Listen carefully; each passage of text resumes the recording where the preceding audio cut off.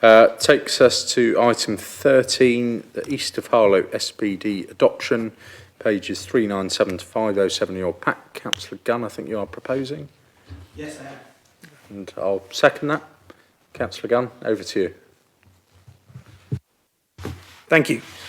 And may I start by putting on record my thanks to officers for their extensive work on this report and to my predecessor in this portfolio, not here tonight, but who put a significant amount of work in himself during his tenure on this. Also to the ward councillors most closely affected by this matter, who've engaged with me on the substance of the report and on the concerns raised by their residents. Most importantly, I want to thank those residents who did respond to the consultation on the East of Harlow SPD.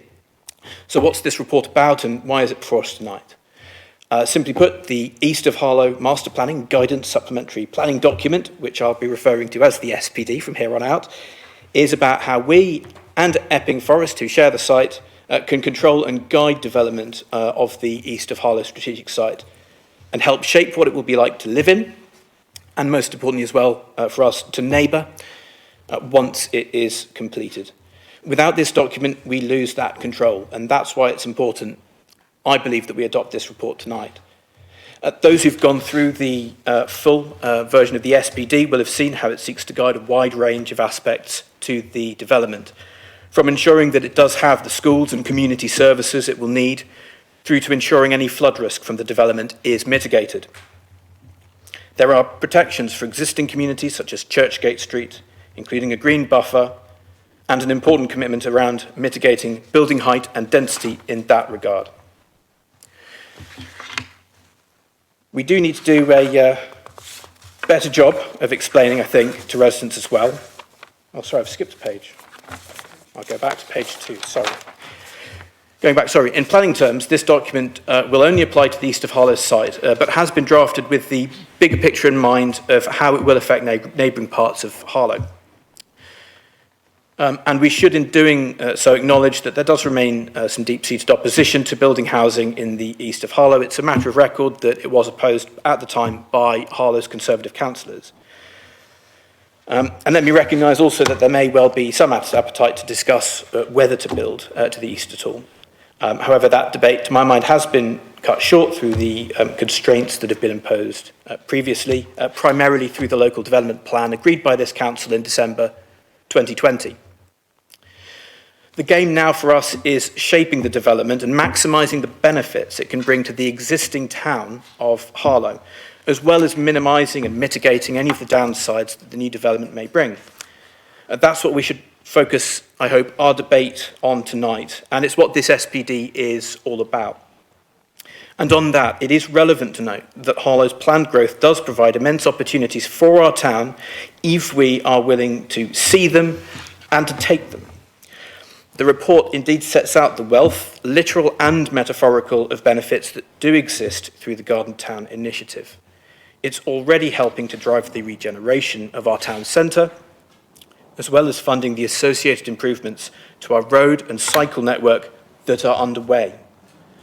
It's why we're seeing now new shops and leisure coming to Harlow, because they can see, sometimes clearer than we see ourselves, where this town is heading.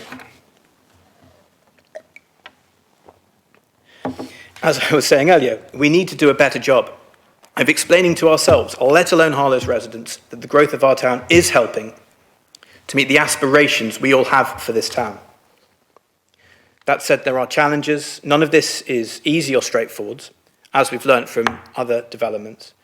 And thanks to the engagement from residents, the consultation did identify a range of issues summarised in the report, along with amendments that have been made to the SPD because of residents' feedback. I'm happy to speak to any of those concerns tonight, as it's vitally important that those who participated in this consultation see that what they had to say was listened to and, where appropriate, acted upon. In particular, there was a focus in the consultation on the long-standing proposed bus gate on London Road. And for those who did respond on that, let me just say that we've heard you. This is going to be difficult to resolve, given that planning permission was granted many years ago, but Harlow Council recognises this is a deeply unpopular scheme and has started the work of engaging with Essex County Council as the Highways Authority to look for alternatives. Newhall and other existing estates, including, I would submit, in Mark Hall, stand to benefit from a fast, reliable public transport service that the sustainable transport corridor can offer.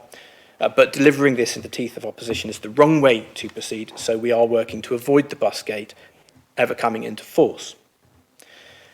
If I can say, those who've read the SPD and the report, but in particular the SPD, the planning document, will realise there's something of an elephant in the room as we debate these matters, and that is the uncertainty around it that has been introduced by the government's review of the relocation of the Princess Alexandra Hospital, which is referenced in the report and integral to the document in front of us that we're considering.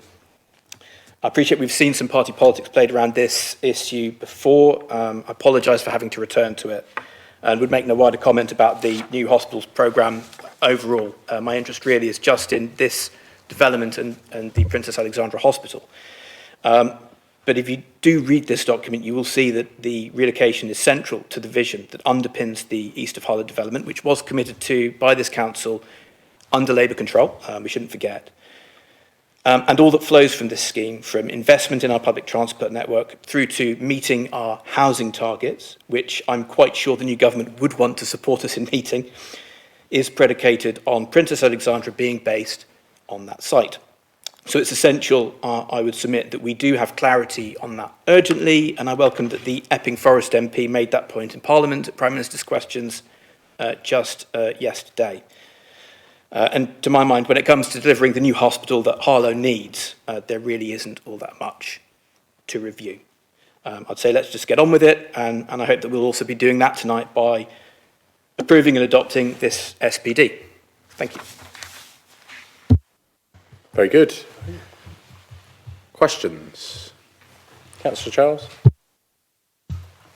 Thank you, Chair, and thank you, Councillor Gunn, for your opening remarks and setting the scene for the East of Harlow SPD, as we're now referring to it this evening. I have a couple of questions for you on the covering report, but also the detail within the now finalised SPD. The first question I have is around your assessment of the mitigations, particularly for those settled communities like Churchgate Street, and how the SPD responds to that. You set out some of those mitigations in your opening remarks, but could I ask you to draw out some of the detail behind that?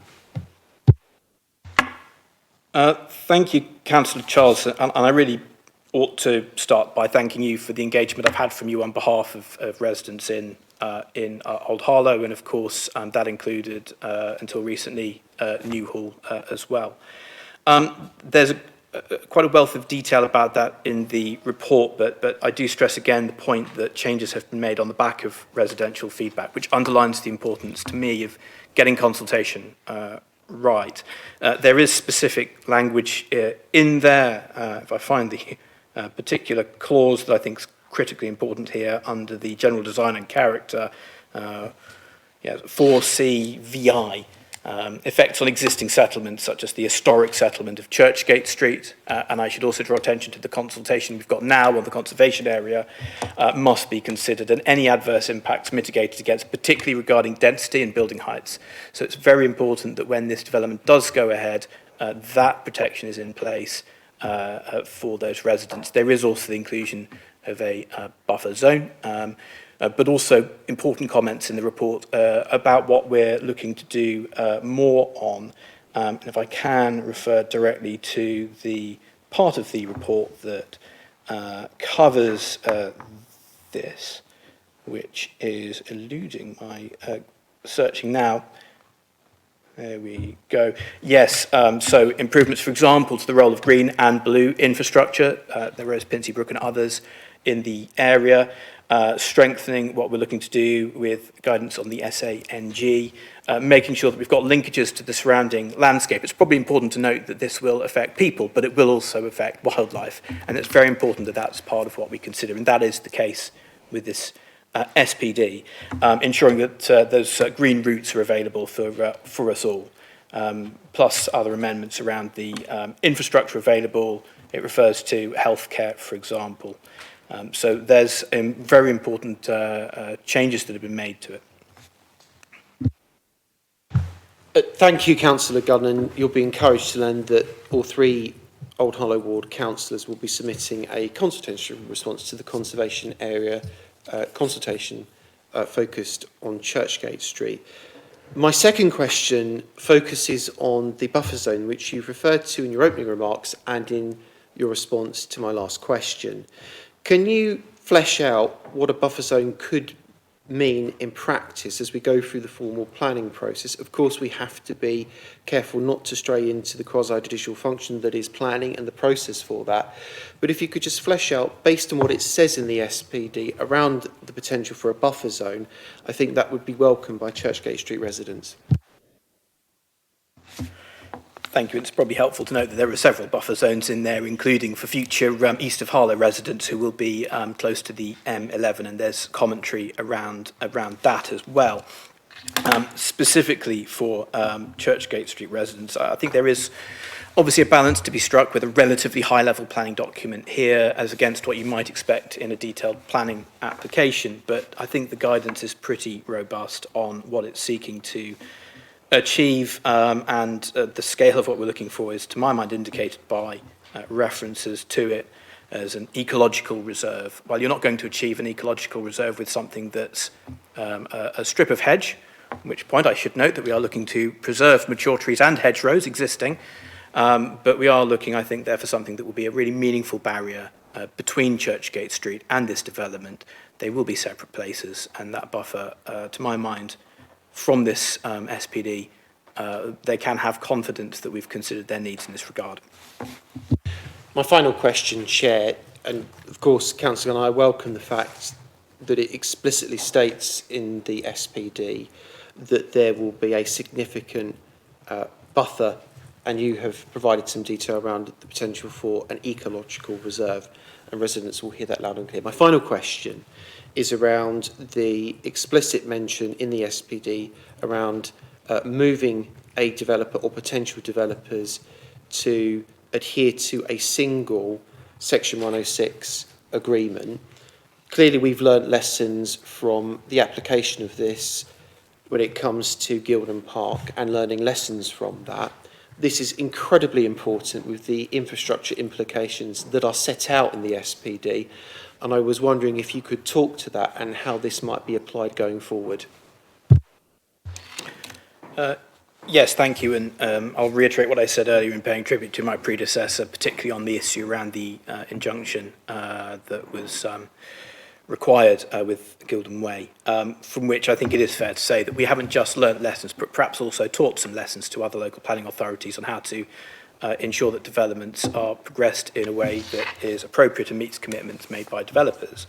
On the issue of the preference, the strong preference for a single Section 106 requirement, I think it's key to note that this is a strategic site that will sit across two district authority boundaries, us and Epping Forest District Council. So I think a big part of it is to ensure that there is consistency. Indeed, the SPD that we're passing, I hope, tonight is identical to the document that has already been passed by Epping Forest District Council. But having that single agreement does give us, I believe, the opportunity to more closely control and guide what development is going to come forward, to simplify the relationships we're going to have with developers, which are always going to be at times challenging. This is going to be a big project. And of course, there's a huge infrastructure requirement that's going to have to be very carefully managed by the council as it progresses. I'm grateful to for those answers, and Councillor Gunn will be pleased to know that his presentation is so exciting that it's being followed by a firework display outside. Very good. You have also, in the process of your deliberations, just reminded me that it's certainly remiss of me that I didn't declare an interest as the chair of the Harlow and Gilston Garden Town, of which this item is certainly pertinent to. So I do apologise. I do apologise for that. And when you have such interest to declare, I'm sure you will do them very well. Further questions? Councillor Edwards? Page 402 talks about buses of the STC. It says, makes a statement, buses on the STC will be funded by the development initially, and it's expected they will be self-funding as the development grows. Do we know what economic modelling has been done? Has any economic modelling been done as to how those, as to whether or not that is a reasonable assumption? Because, I mean, history would suggest in Harlow, certainly when they developed the Church Langley site, that was all going to be regular bus services, etc., etc.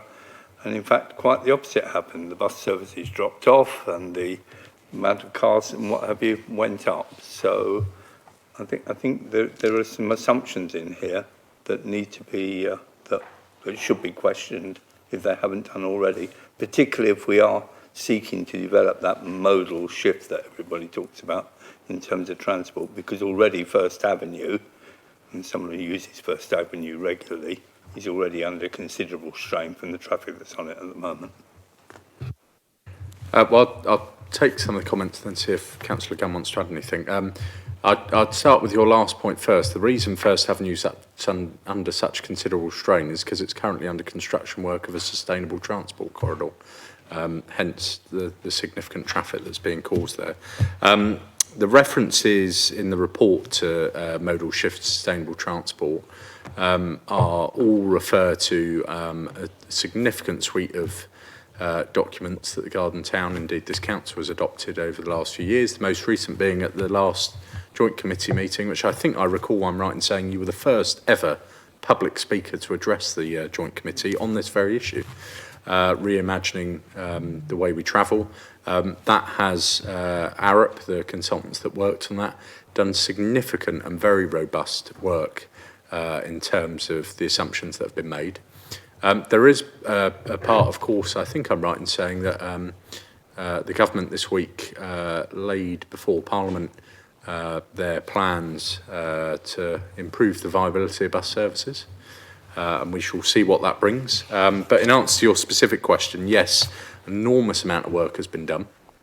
And actually the Sustainable Transport Corridor network and the vision that is set out, very much is built on, if we're to achieve 60% sustainable travel from the new neighbourhoods and 50% within the existing town, the requirements that need to be met and how that can be funded and modelled. So I'm more than happy to, outside the meeting, send you those documents and highlight them to your attention again, although, of course, I would draw attention to the fact that you voted them through yourself. Councillor Gunn, I don't know if you want to add anything to that?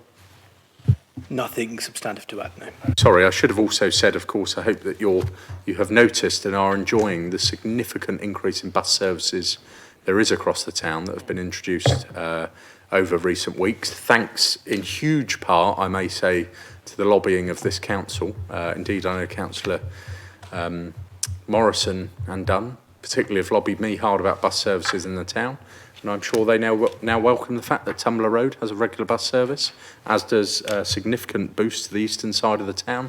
Edinburgh Way, all sorts of parts of the town now seeing a far more regular and better bus service than it probably has seen for decades.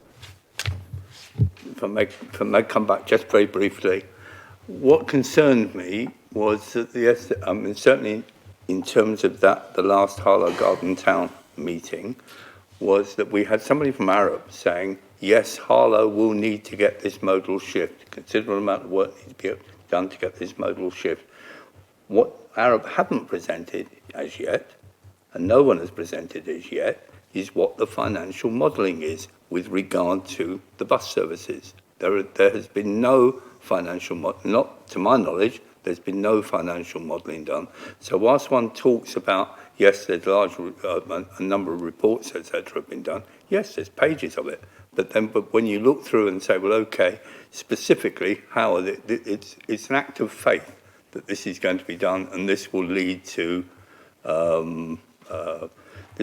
people eventually using buses and what have you.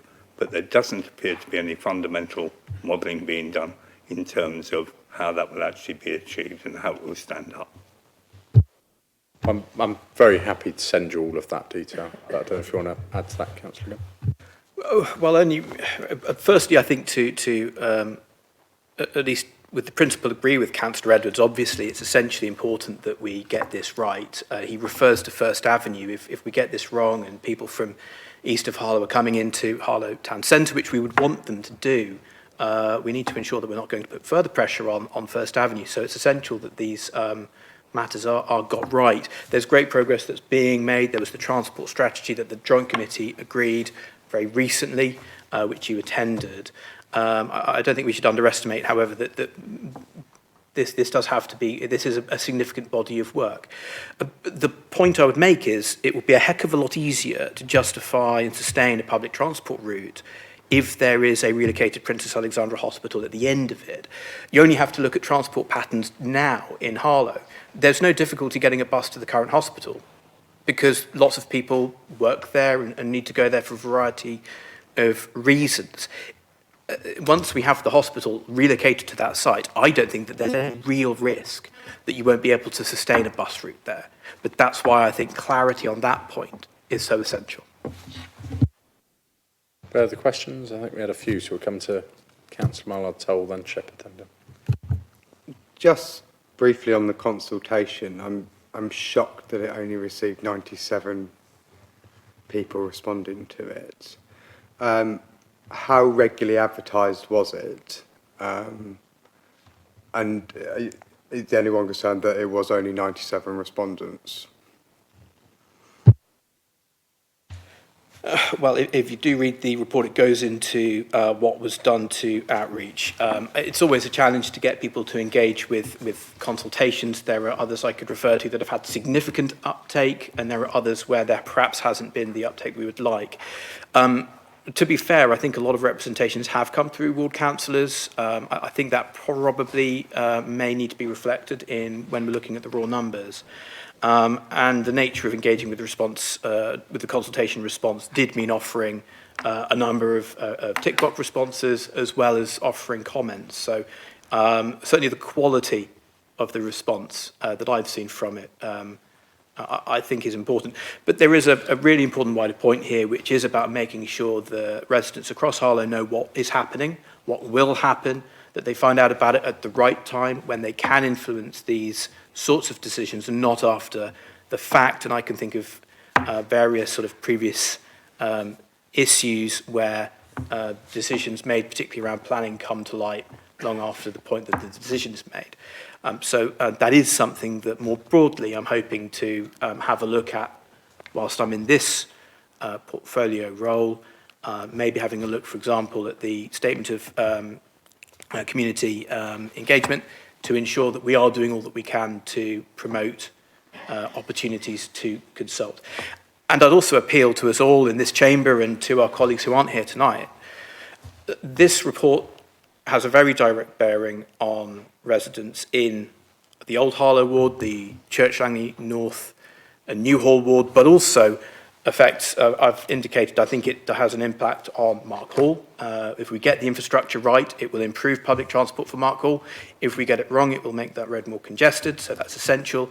And there is a huge role for us as ward councillors to be listening to our residents, to be educating our residents about what's going on, educating ourselves to make sure that we understand the impact this is going to have, and also not just looking at that in terms of problems, but also those opportunities and making sure that we're getting them.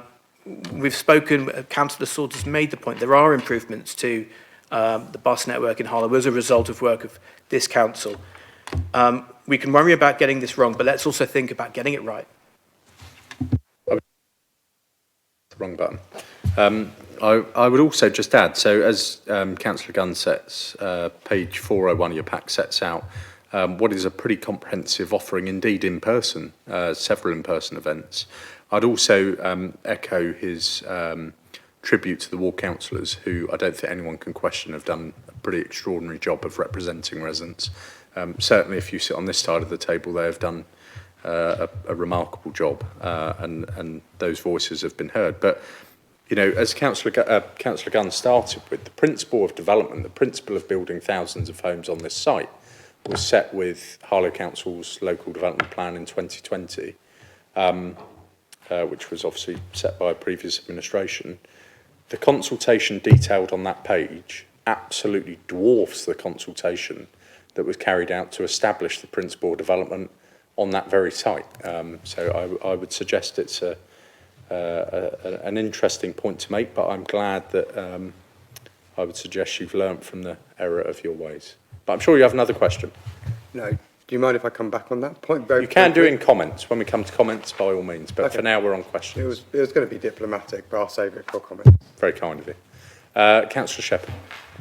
Thank you, Chair. Just on the theme of consultation, it may surprise members, 89% of young people have never been asked about the neighbourhood or area they live in. And I do obviously applaud the work that has gone on by HGGT to try and engage people, but does the portfolio holder feel more can be done to ensure young people's voices are incorporated in these SPDs and documents moving forward, and how can we ensure young people's voices are heard when it comes to planning matters? I think a full answer on this would take a long time and stray from the matter at hand, but the point is extremely well made. We can talk about who this is going to affect. It's going to affect existing Harlow residents, future Harlow residents not yet here, future generations. We all have a stake in this. If we want something from our town, we want it to improve, then we have a stake in this, and I don't think there's any age barrier to that. I'm quite certain that there are ways to improve the way that we get all parts of the town engaged with this. I don't think there's a problem just with young people. I think a lot of people might feel intimidated by the planning process and find it complex, or just not know about things. So I think there's a very wide piece that we can do there. I'm happy to make young people a particular focus and to work with Councillor Shepherd, who of course is a young person who's engaging with the council, with the consultation process, and very welcome. And who knows, maybe there's an opportunity to work with local schools, the youth council. I'm sure that he has a wealth of ideas to match and to complement my own. So I look forward to working with him and any other councillor who wants to see us improve on that school. Thank you. Councillor Dunn. Thank you, Chair. Councillor Mullard-Toll pretty much asked the question that I wanted to ask. So I would like to thank Councillor Gunn for answering both of us, I suppose. Thank you. Any further questions? Oh, sorry, Councillor Pearce. I just want to go to HGGT, page 22 or 432. I know that you've talked about providing green and blue infrastructure.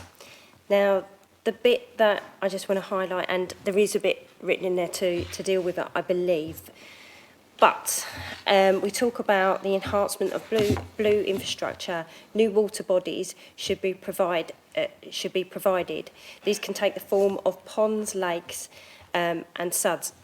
Now, for me, we talk about when we had developments, and we've had developments in the past, and that's across the whole country, it's not just Harlow, that when we've put suds in or reed beds, the maintenance from the developer, and they hand it over to us in a very poor condition. Can we be reassured that this is enough to stop this happening? So on there we turn around and say this should include a landscape, I can't pronounce that, management and maintenance plan, a schedule of work for a minimum of 10 years. Now, some of these developments take 10 years. Are we talking 10 years after they've left the site, or are we talking from when they put the very first brick down? I'm really concerned because, you know, part of my portfolio is about flooding, and I wouldn't want that we have something in there, whether it be rebeds, suds and all of that, and when they walk away and leave us with an issue where we could be flooded. Thank you. It's a really important point, and I should probably draw attention to mention in the covering report of the existing flood risk in Churchgate Street, and I know that there's considerable residential concern, which I believe is addressed in the report. And yet Councillor Pearce raises an extremely important point. To my mind, there is sufficient protection within this SPD, but that does need to be enforced, if that's the right term for it. There is an important piece of work that was also considered by the latest joint committee on the stewardship of not just the East of Harlow, but all the other strategic sites as part of this, including the Gilston Villages and others, where there is a need to be consistent in how infrastructure and the developments are maintained. So this is a really important question. It's received a lot of attention, and there is a document now agreed on how to address that. But I do think I'd reiterate the point perhaps made earlier, really about Gilden Park, where we've had, I think, a very difficult experience. Residents have had an extremely difficult experience with the development there, and that has required pioneering, I think is a fair term, action from, not from myself, again, I credit my predecessor and the council as a whole for having learnt the lessons there and implemented them. And I think it is learning from that and doubling down on it where we need to, keeping a close eye on these developments. It starts with this SPD though. If we get this SPD in place, it gives us the framework to then ensure that this development over many years to come is built the right way and maintained the right way. Any further questions? Yeah. It could be deemed as a question. So I sit on the flood board, and the Environment Agency actually have questioned developers quite recently on how strong that we can actually put SPDs and planning to make sure this doesn't happen to us. It would be nice to be reassured that we're not left with flooding or silted up reed beds when they move away.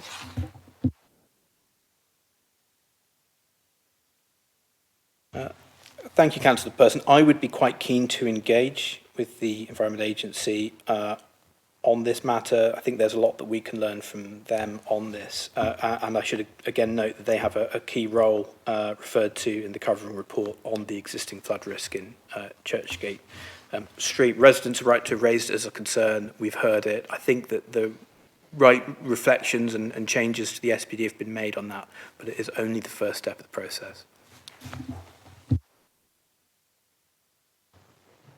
Councillor Griggs, I think you had a question. I can do better than I've got two. On page 407, it says that EFDC are due to adopt the SPD on the 28th of May of this year. Due to, that's some while back. Have they done that? Or is it still lingering somewhere? It has been adopted by Epping Forest District Council. I take full responsibility for any errors in this report, and thank Councillor Griggs for having spotted one. Well, in the absence of Simon Carter, somebody's got to pick it up. Sorry? What makes you think that? Page 423, it refers to how new homes being built for families, key workers, renters, first-time buyers, and those in need. Now, you know which bit I'm going to ask about. Can you tell me who those in need are? Can I first apologise? I'm looking at the individual documents and don't have these 400-plus page numbers. Which document is it? And in the SPD itself? Page 13 of the SPD. There we go. Yeah. Oh, right. Well, that's different page.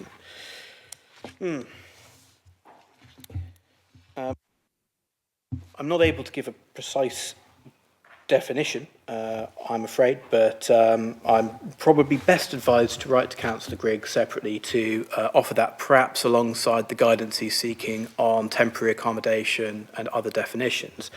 But I would also take the opportunity to draw attention to opportunities around this development to improve the number of affordable and social houses that we're going to be able to deliver across this town, including however defined to those in need. Any further questions from anyone? Comments? Councillor Griggs? Yeah, Councillor Griggs. Yeah, actually, just going to comment on what Councillor Purse was just saying about reed beds. Having spent last weekend away with one of our theatre groups in town, one of the things we did was actually look at a few floodplains that have had reed beds and stuff reintroduced to deal with it, and the range of biodiversity that's improved in the area by the application of those is huge and certainly to be recommended and instituted at every possible area. Any further comments? Councillor Charles. Thank you, Chair, and thank you, Councillor Gunn, for ferrying through this East of Harlow SPD report and the questions that have been aired tonight. Of course, within the local plan that was agreed by the then Labour administration in 2020, there was the commitment to 2,600 dwellings on the Harlow and Epping border on that strategic corridor of the M11. I voted against the local plan at that time, but we of course recognise with the approval of the local plan and with the SPD, what we're looking at is a significant development that could be built, subject to formal planning process, that would be one of the largest developments in West Essex. So it was important to spend significant time and consult residents about the implications of it. Now, my colleagues and I, who represent Old Harlow, submitted a substantial consultation response, and since Councillor Gunn has taken on the planning portfolio, he has worked with us over several months to go through our own individual consultation response, look at what other residents have said, and look at the final version of the SPD.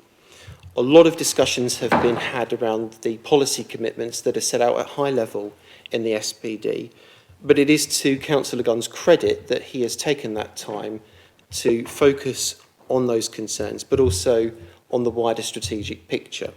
And of course, I will welcome, as well as my ward colleagues, the commitments around reviewing the flood risk in future. Any future developer will need to do that. I also welcome the fact that there is a guarding against high density housing, something that was a flavour of the discussions for Gilden Park.